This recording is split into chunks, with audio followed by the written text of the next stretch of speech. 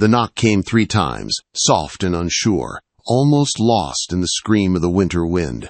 Elias Crow froze where he sat. No one knocked on his door. No one ever came this high into the mountains, especially not in the dead of winter. The storm outside was strong enough to kill a man in minutes. Yet someone was there, standing in the dark, asking to be let in. Elias reached for his rifle without thinking. His cabin had been silent for months, just the crackle of fire and the sound of wind through pine trees. He had chosen this life. No people, no trouble, no past. He moved slowly toward the door, boots quiet on the wooden floor, every sense sharp. Another knock came, weaker this time. When Elias pulled the door open, the storm rushed inside like a living thing. Snow flew across the floor. A woman collapsed forward, falling at his feet. Behind her stood 2 children, shaking, their faces pale and scared. Blood stained the snow where they had stood moments before. Whatever had driven them up this mountain in winter was not hope, it was fear. Elias did not ask questions. He pulled the boy inside first, then lifted the small girl in one arm and kicked the door shut. The warmth of the fire fought the cold they brought with them, but the fear stayed, thick in the air. The woman tried to stand and failed. Her hands were cracked and bleeding. Her coat was thin and useless against this kind of cold. The boy moved in front of his sister, eyes hard, ready to fight a man twice his size. Elias saw that look. He had worn it himself once. "Sit," Elias said, pointing to the chairs near the fire. The boy did not move. "You're safe," Elias said again, softer. After a moment, the boy nodded and helped his sister into the chair. The girl clutched a small bundle wrapped in cloth and did not let go. Elias helped the woman to the other chair and went to the stove. He worked quietly, heating water, adding dried herbs. Shock killed faster than wounds if you let it. They drank slowly. The girl made a face at the bitter taste, and Elias added a spoon of honey. She smiled for half a second before fear took her again. Elias cooked simple food, cornmeal and dried meat. He let them eat before asking anything. Hunger and cold made truth messy. The woman finally spoke. Her name was Lydia Hale. The children were Noah and Emily. She knew who Elias was. People in the town below talked about the mountain man who lived alone and asked no questions. She had gambled her children's lives on those stories. Elias told them to sleep. He gave them his bed and took the floor near the fire, rifle across his knees. Outside, the storm raged like it meant to tear the world apart. Inside, 3 lives breathed, because he had opened his door. Morning came gray and slow. The storm did not break. Lydia was already awake, making coffee like she belonged there. Elias did not like that it felt normal. She told him the truth, because she had no reason left to lie. Her husband had died. The land was in debt. The man who held the debt wanted more than money. When she refused, she ran. Armed men followed her into the mountains. The storm saved them, barely. Elias was the last hope she had. Elias listened without changing his face. He had seen men like the one she described, men who hid behind paper and guns and called it law. He told her she could stay until the storm broke. He did not promise more. Promises were dangerous. The days passed slow and tense. The cabin filled with sounds Elias had forgotten. A child's questions, the scrape of boots, the quiet strength of a woman who refused to fall apart. Noah watched everything, learning, guarding. Emily played with her cloth doll and named it Annabelle. The name stuck in Elias's head longer than it should have. On the 3rd day the storm eased. Elias saw movement through the trees, 2 riders, searching. Lydia went pale. Elias loaded his rifle and waited. When one man came too close, Elias fired into the snow at his feet. The message was clear. They left, but Elias knew they would return. That night, he told Lydia the truth about himself. He had never had a wife, never had children. He had come to this mountain to be alone, because alone was quiet, and quiet was safe. Lydia asked him if safe was the same as alive. He had no answer. The next morning another man arrived, half frozen and lost, a schoolteacher from town. Helping him meant more danger, but Elias did not turn him away. By then, turning people away felt worse than facing whatever was coming. When Elias saw the armed men return, closer this time, he knew hiding would not be enough. Someone had to go for real help. The mountain passes were deadly, but Elias knew them. He packed his gear and told Lydia how to defend the cabin. Noah watched every word. Emily made him promise to come back. Elias stepped into the cold, knowing that when he returned, everything would be different, or nothing would be left at all. Elias Crow did not look back after he closed the cabin door. If he looked back, he might see Lydia's face, or Noah's steady hands on the rifle, or Emily clutching her doll like it could stop bad men. And if he saw any of that, he might turn around. Turning around would feel right in his chest, but it would be wrong for survival. So he strapped on his snowshoes, pulled his coat tight, and started down the mountain like he was racing death itself. The cold bit through every layer. Snow creaked under him, and the wind pushed at his back like it wanted him to fall. Elias knew these slopes better than any map. He had walked them in blizzards, in moonlight, and in silence so deep it made a man hear his own heart. Today, the mountain felt different. Today, every step carried a promise he never should have made. He had promised a little girl he would come back. Promises were easy to speak and hard to keep. As the sun climbed, Elias stayed off the main trail. Men like Roscoe Vent would place watchers where a normal traveler would go. Elias was not normal. He moved through thick timber and narrow ravines where tracks vanished under drifting snow. Still, he stopped often to listen. The mountain was quiet, but human danger had its own sound. The faint clink of tack, a horse snort, a voice carried by wind. Near midday he heard it, voices below. Elias dropped low behind a fallen pine and looked through the branches. 3 riders moved along the buried trail, leading their horses through deep snow. They looked tired and angry, the kind of men who blamed the weather for slowing their cruelty. One of them pointed up the slope, in the direction of Elias's cabin. The others nodded, as if they were certain the prey was trapped. Elias waited until they passed, then went the other way, taking a longer route that cost time but saved his life. He did not like what he had seen. It meant Vent was not sending just 2 men. He was sending a net, and nets did not stop until they caught something. By nightfall, Elias camped without a fire. Tucked under a rock ledge, he ate cold jerky and drank snowmelt that numbed his teeth. He slept in broken pieces, waking every time the wind shifted. Each time he woke, he pictured the cabin and the people inside it. He pictured Lydia trying to be calm for her children. He pictured Noah refusing to sit down, staying alert like a soldier too young to be one. He pictured Emily's small voice asking if the bad men were coming back. Before dawn, he started again.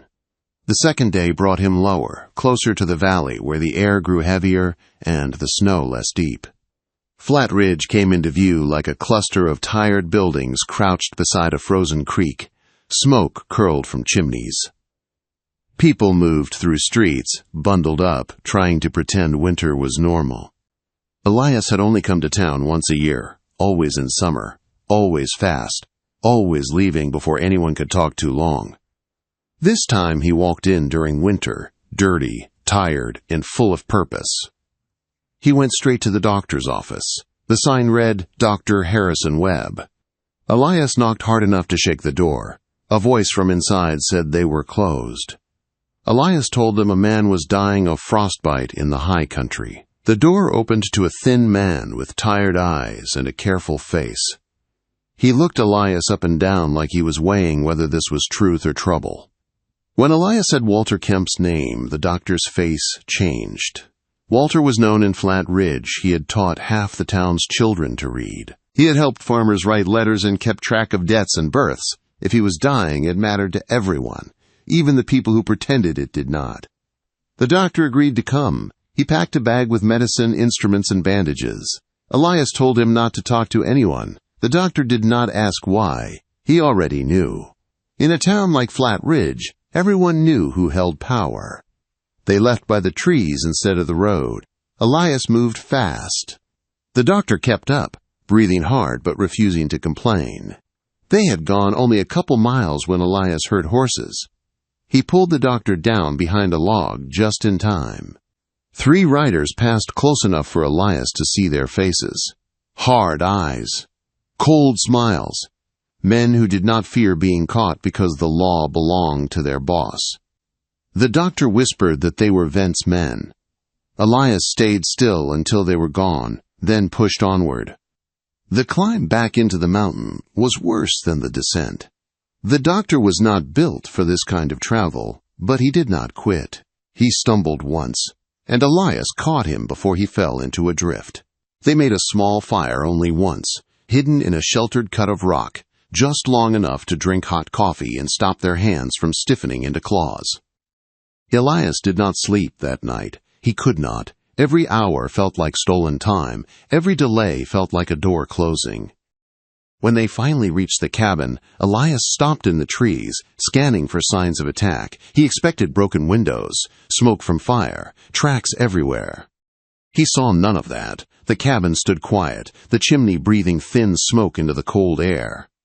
Still, something was wrong. The door was barred from the outside. Elias's stomach tightened. He ran forward, grabbed the bar, and threw his weight against it. It was wedged deep, meant to hold someone inside.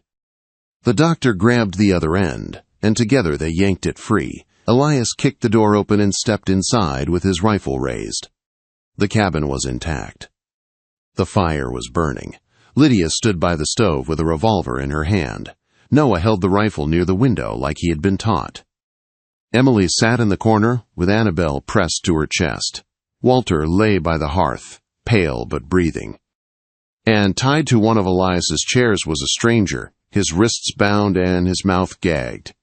Lydia's face broke when she saw Elias. Relief hit her like a wave, and she had to swallow hard to keep herself steady. Noah's eyes stayed hard, but something like trust flickered there. Emily stared at Elias like he was a ghost that had walked back into the world. Elias asked what happened. Noah said the man had come claiming to be lost, begging to be let in. Lydia had recognized him from town. He was one of Vent's men, the kind who smiled when a woman said no. They had not opened the door. When he tried to force his way in through the window, Noah held him at gunpoint, while Lydia came around with the revolver. Together they trapped him, tied him up, and barred the door from outside to make it look like no one was home. Elias felt something tight in his chest. He had taught a child to fight. A good man should never have to teach that, but a good man had to do it anyway. The doctor wasted no time. He went to Walter, checked his fever, and looked at the blackened toes. His face turned grim. He said the infection was spreading, and Walter would die if they did nothing. Lydia held Walter's hand while the doctor worked. Elias heated water and held cloth. Noah kept Emily turned away, whispering to her about brave dolls and brave girls. Walter screamed once. It was a sound that shook the cabin's walls harder than the storm ever had. Then he passed out. The doctor finished, breathing hard, hands steady, and said Walter would live. When the worst was done, the cabin fell into a heavy quiet. Lydia sat with Walter and watched his chest rise and fall. Noah stayed at the window.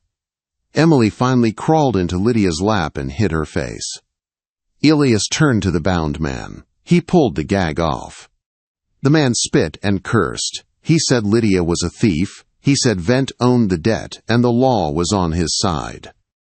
He said Elias had no right to interfere. Elias did not raise his voice. He did not need to. He told the man he would be lucky if he left the mountain alive. The man laughed and said there were more coming. He said Vent would bring enough guns to burn the cabin down and still have bullets left. That was when the doctor spoke quietly. He said the territorial marshal was due to pass through in a few days. He said the marshal was not from Flat Ridge and did not answer to Vent. He said it was the only chance to turn this into something bigger than a rich man's hunger. Lydia looked at Elias like she was afraid to hope. Hope had hurt her before. Hope had died with her husband. But Hope was standing here now in the shape of a mountain man who had crossed a killing pass to bring help. Elias said he would go again, this time to find the marshal. He would take the high pass that Vent's men would not expect. Lydia tried to argue. Noah tried to volunteer. Walter, weak and pale, told Elias not to risk his life for an old teacher and a widow. Elias told them the truth. He said he had spent 15 years hiding from the world. He said if he stayed hiding now, he would never forgive himself. He said he had opened his door, and that choice had changed him. He said he would not close that door again. That night, they planned like people who knew bad men were not done with them. They reinforced the door. They moved the table to make cover. They counted bullets. Lydia learned how to load the revolver with steady hands that still trembled. Noah learned how to watch the tree line without freezing from fear. Emily learned to stay quiet when told, even though her eyes begged to ask questions. Before dawn, Elias prepared to leave again. Lydia stopped him at the door. She did not cry. She looked him straight in the face and asked him to come back alive, not just for the children, but for her too. Elias wanted to say something soft and kind, but soft words did not come easy to him. He only nodded and told her he would return. Emily brought Annabel to him like the doll was a guardian.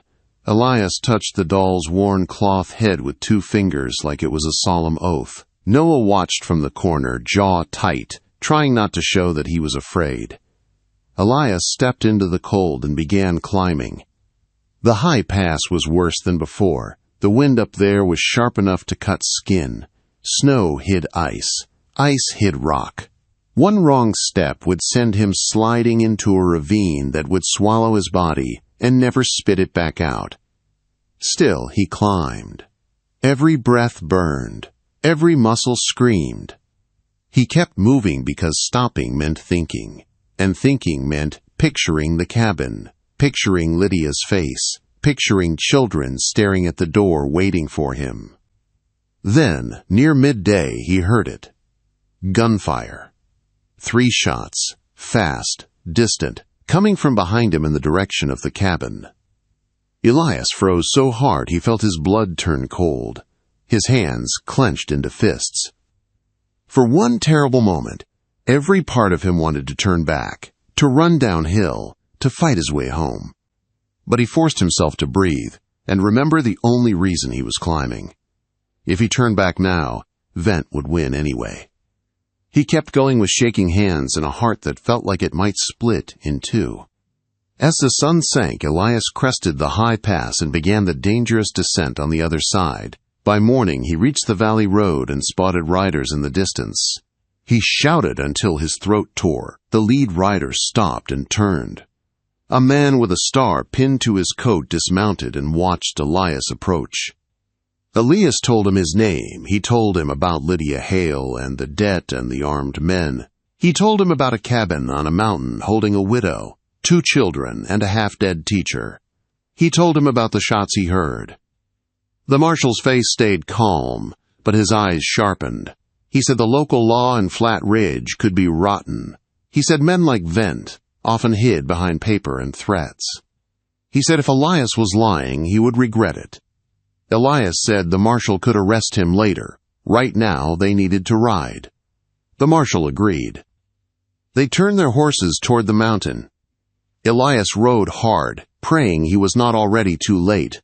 Elias rode like the mountain itself was chasing him. The marshal and his deputies kept pace, their horses blowing hard in the cold air, hooves striking frozen ground like hammer blows. Elias did not speak much. His mind stayed fixed on one thing, the cabin, Lydia, Noah, Emily, Walter. Every mile felt too slow. By late afternoon they reached the lower slopes, where snow returned in thicker bands, and the trees stood closer together. Elias scanned for tracks and found them. Horse prints. Several, fresh enough to make his stomach tighten. The marshal noticed too, and gave a short command to his men. They spread out, quiet and ready. The cabin came into view through the timber, dark against the white. Smoke rose from the chimney, thin but steady. It looked whole, but Elias had learned the hard way that a place could look fine and still be full of death. Then he saw the door. It was barred from the outside again. Elias's chest locked up. He slid off the horse before it even stopped and ran through the snow. The marshal called after him to slow down, but Elias could not. He grabbed the heavy bar and pulled. It did not move. He slammed his shoulder into it once, twice, the wood biting into his bones. A deputy rushed in to help, and together they ripped it free. Elias kicked the door open and stormed inside. The cabin was alive. The fire burned. The air smelled of coffee and blood and smoke. Lydia stood near the stove, pale but standing, a revolver in her hand. Noah was at the window with the rifle, his face tight and focused like a grown man. Emily sat on the floor with Annabelle clutched against her chest, eyes wide but dry. Walter lay near the hearth, breathing shallow, his foot wrapped in bandages. And tied to a chair, furious and gagged, was a man Elias had never seen before. Lydia's eyes met Elias's, and the strength in her face almost broke. She did not run to him, she just let out a slow breath like she had been holding it for days. Noah's shoulders loosened a fraction. Emily stood and walked straight to Elias, as if the danger in the room did not matter anymore. "You came back," she said. "I promised," Elias answered, and his voice shook more than he wanted. The marshal stepped into the cabin behind him. His deputies followed, eyes moving, taking in every detail. The marshal's gaze landed on the bound man, and then on Lydia. "Mrs. Hale?" he asked. Lydia nodded once. "Yes, sir." The marshal lifted his hat slightly, respectful. "Territorial Marshal Henry Webb. I'm here because a man nearly killed himself crossing a winter pass to tell me you were being hunted." Lydia's grip tightened on the revolver, then she lowered it slowly. "Then he told you the truth." Noah spoke without turning from the window. "They came this morning."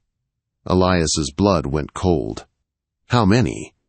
"3, Noah said. 2 stayed in the trees. 1 came up close and lied, said he was lost and freezing." Emily's voice came small but clear. "Mama said not to open the door." Lydia nodded, eyes still on the marshal like she did not trust the world yet. "I knew his face. I'd seen him behind vent before. He thought he could trick us."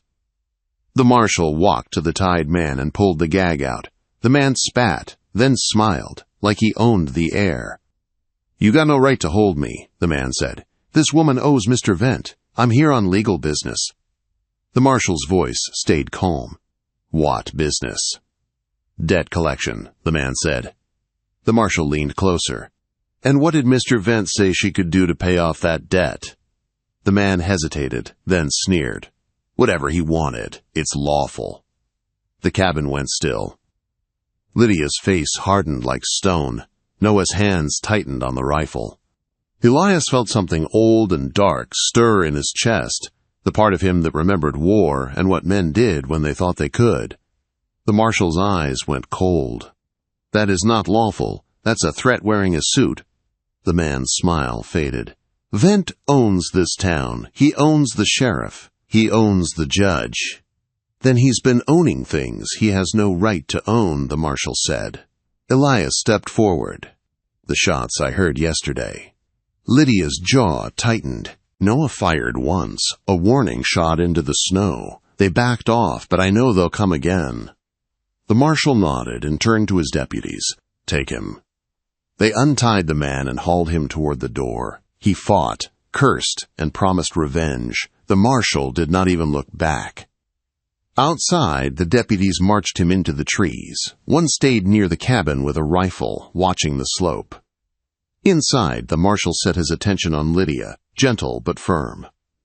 "Start from the beginning. Tell me everything. Dates, names, what he asked of you, what he threatened." Lydia told it all. Samuel's sickness, his death, the debt, Vent's demand, the escape. The men, hunting her, like she was not a person, but a prize. Noah backed her up with details a child should never have to know. Walter, weak but awake, added what he had seen in Flat Ridge over the years. How Vent twisted the law and used the sheriff as a weapon. When Lydia finished, the marshal sat back and let the silence settle. "This will not be settled with talk alone," he finally said. "But you have something Vent hates." "What's that?" Lydia asked. "A witness who won't bend," the marshal said, looking at Walter, "a boy who saw the men." "A man who defended you and can testify," he added, looking at Elias, "and a doctor in town who already spoke to me. Vent can threaten one person. He cannot erase all of you." Lydia's eyes filled, but she did not let tears fall. "Will you stop him?" "I will try," the marshal said. "And I will do it the right way, not Vent's way." Elias's voice came rough. "And if Vent comes here first?" The marshal held his gaze. "Then he'll find out the territory's law reaches higher than his money." That night, the marshal left 2 deputies at the cabin and rode down toward Flat Ridge with the bound man, moving fast before Vent could hide his tracks. The cabin did not feel safe yet, but it felt guarded. That mattered. Elias sat by the fire, his rifle across his knees like before, but now Lydia sat near him instead of far away. Emily slept with Annabelle against her cheek. Noah kept his post until his eyes could not stay open anymore. Lydia finally spoke in a low voice. "When this is over, what will you do?" Elias stared into the flames. The old answer was easy. Go back to being alone. Go back to silence. Go back to safety. But safety had never warmed a child's hands or kept a widow from being hunted. Safety had never looked like Noah standing tall at the window, ready to protect his mother. Safety had never looked like Emily trusting a promise. "I don't know," Elias said honestly. Lydia nodded like she respected that more than any pretty lie. "Then maybe you don't have to decide tonight." The next morning, hoofbeats returned. Elias reached for his rifle, heart ready to break again, but it was the marshal. His face was grim, his eyes tired. "Vent is done," the marshal said. Lydia went still. "Done how?" "He tried to draw on me," the marshal said. "Or someone claims he did. The sheriff shot him." The marshal's mouth tightened. "The town is already spinning stories. But Vent's papers are seized. His contracts, his threats, his dirty deals. The debt against you is burned away by the truth in ink." Lydia sank into the chair like her bones could not hold her anymore. Noah stared like he could not understand the world changing this fast. Emily blinked, then looked at her mother. "Does that mean we're safe?" she asked. The marshal's voice softened. "It means the law can't touch you. It means the bounty is over. It means you're free." The word hit the cabin like sunlight. Free. Lydia covered her face with one hand, and this time she did cry, quiet and shaking, not from weakness but from everything she had carried finally dropping to the floor. Elias watched her and felt his own chest ache. He had spent 15 years thinking freedom meant being alone. Now he saw freedom could also mean being able to live without running. Over the next weeks, the snow melted enough to travel. Walter healed slowly, learning to walk again with a crutch. Lydia made plans. She talked about going north, starting fresh, finding land where Vent's name meant nothing. Elias packed too. On the morning they left, Emily ran to him with a drawing. 5 stick figures in front of a cabin. Lydia, Noah, Emily, Walter, and Elias. "Our family," she said. Elias stared at it for a long moment, then folded it carefully and put it in his coat like it was something holy. He looked at Lydia. "I never had a wife," he said, voice low. "Never thought I would." Lydia held his gaze, steady and brave. "You don't have to be alone anymore." Elias nodded once.